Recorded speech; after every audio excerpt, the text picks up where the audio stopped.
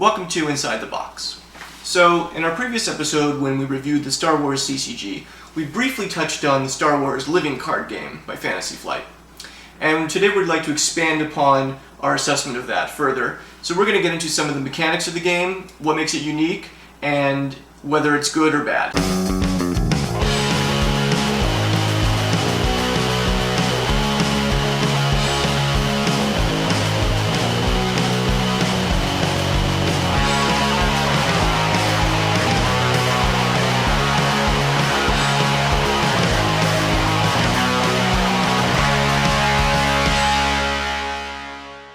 So, full disclosure, when we panned the Star Wars card game before, none of us had actually played it.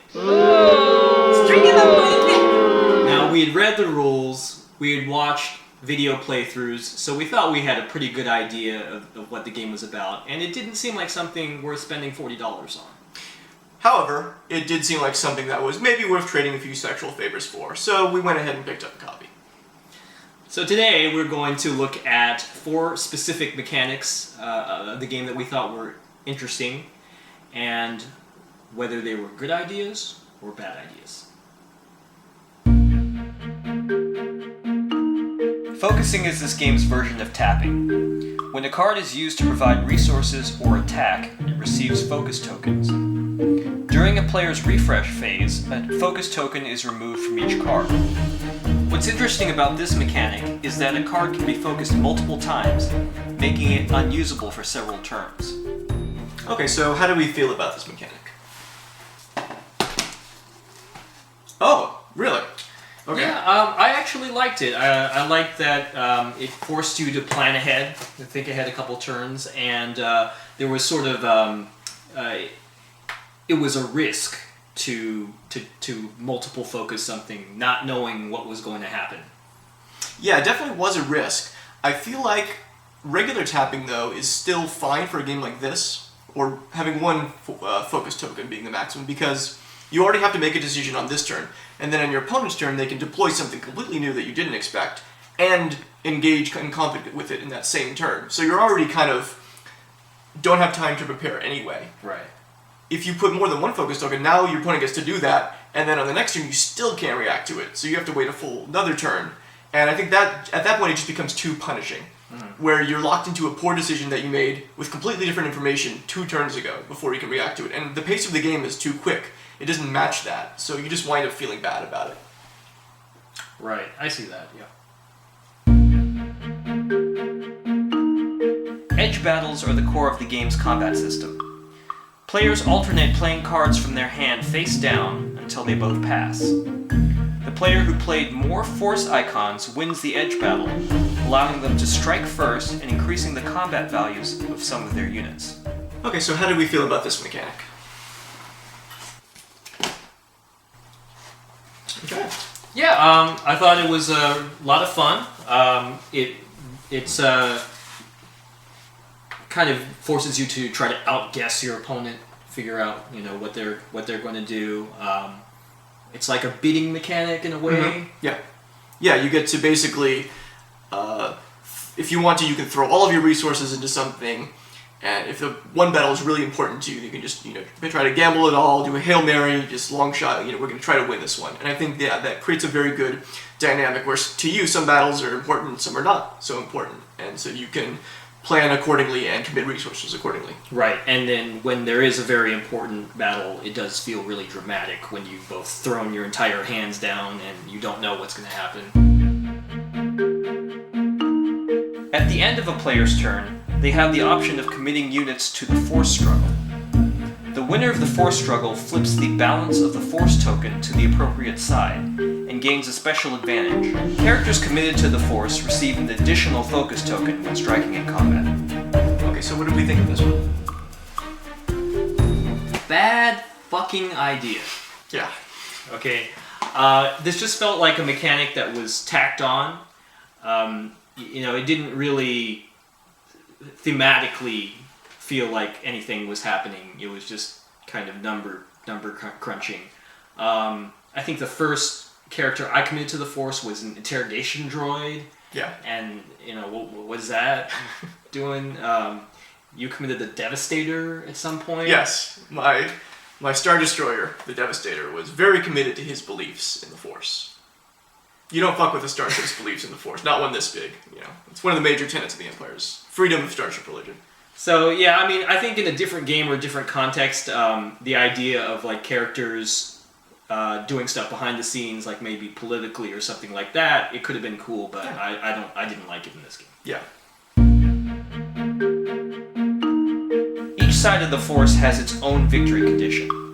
The dark side player advances the Death Star dial by 1 point each turn, and an additional point if they control the balance of the Force.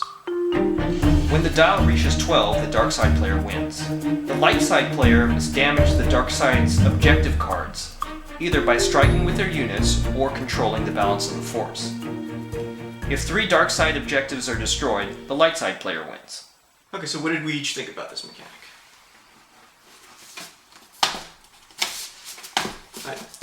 I'm very torn on this one. Okay. I think parts of it were well done, and parts of it could definitely be improved upon. The basic win conditions in this, where the Death Star reaches 12, or the light side character gets rid of 3 objectives, so just very artificial, not really representative of too much. I understand that what they're going for is the Death Star. The Empire is slowly going to gain resources and just win if you don't do anything, if you don't react. So in that way, I think it was a flavor win, but overall it didn't feel interesting or engaging enough. However, I did think that some of the other win conditions that we discovered while playing were actually kind of cool. There was one time when you played a card on my Death Star that essentially turned it into an attack run on the Death Star trench, where you could focus my Death Star as an objective. And it kind of just came out of nowhere, and you were able to destroy the Death Star and win the game, which was kind of cool because that's exactly what happened in the movies. The Empire didn't think of this as their weakness. Suddenly the rebels made it their weakness and just went for an unexpected win condition. So I thought that was actually neat. Yeah, that was an interesting card, but I like the same thing a lot better when the collectible card game did it. That's true. Yeah, it was a lot more engaging there. A lot of more specifics. They had the same thing where you could make an attack run on the Death Star, and it was a lot more flavorful. Right, you put your ships on there, you put your pilots on the ships, throw them down, TIE fighters get to follow them, turbo lasers shoot, and everyone's fighting. I think I attacked you. I threw some dudes and attacked you. Right, it was like a guy who just like, I'm just gonna hit the Death Star until it dies. Right? Shouldn't the armor protect from that? I don't know. And I think that gets into like maybe an overall criticism about the game is that a lot of the flavor and mechanics seem really mismatched sometimes. Yeah, like, yeah.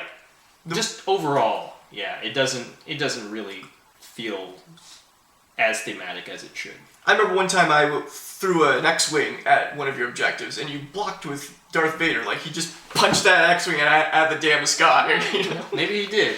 Yeah, right. Well, he's Darth Vader, yeah. But, yeah, it does feel odd, when a trooper's blocking a starship, like the Devastator goes and flies by, and Han Solo, flicks a card at it or something.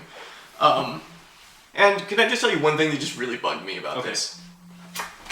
This card right here, R2-D2, one of the most cool, interesting, flavorful characters in the entire Star Wars universe. He's in all 6 movies, he does cool things, and this is what they reduced him to.